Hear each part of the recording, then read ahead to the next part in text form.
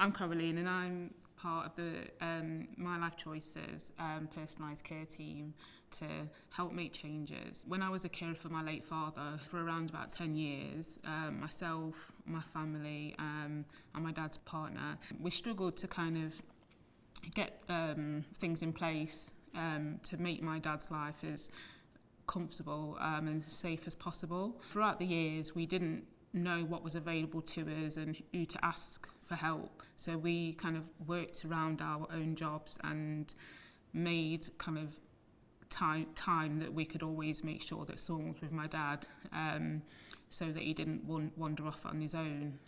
It was always very worrying when I was at work if someone wasn't with him. After a few years of struggling with that, my dad was hospitalised with delirium. He was in the hospital for about 3.5 months, and when he was being released, they put a care package in place for us.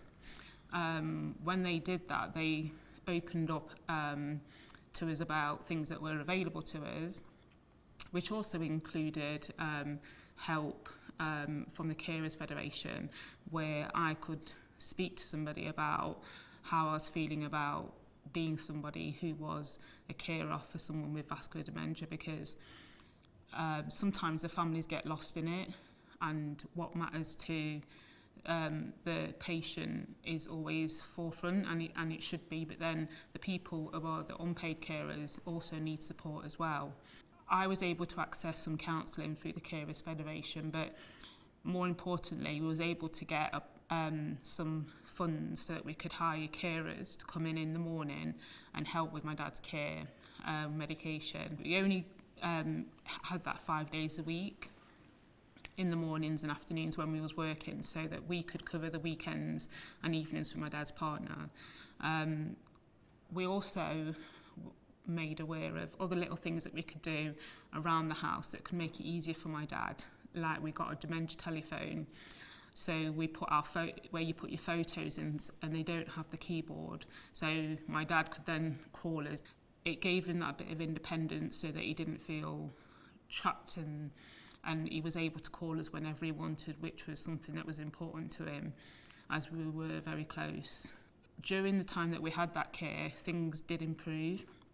However, unfortunately, as my dad's health deteriorated, it did get to a point where we did have to have him sectioned under the Mental Health Act. It wasn't something that was that we had chose. My dad was actually attacked in the street one day by a stranger while he was crossing the road. At that point, because my dad was then in the fight or flight mode, he then went into kind of like protective mode, so therefore they thought he was a danger to himself and others. So with the advice that they gave us at the time and the support we had at the house, we didn't feel that we could keep my dad safe. And that's why I think personalised care is very important, because if families have that support at home, it will save people like my dad being sectioned, because that was one thing that my dad didn't like, because he was away from home. He wasn't able to see his kids or his partner when he wanted to. So for him, it made his health deteriorate faster. He lost a lot of weight. And when I think about those last sort of 9 months of his life, it is bittersweet, because while he was sectioned, we were visiting him daily, and we got to spend some one-on-one quality time with him. And I feel maybe if he was at home, we wouldn't have had that one-on-one quality time. And that is something that I will look back on and cherish.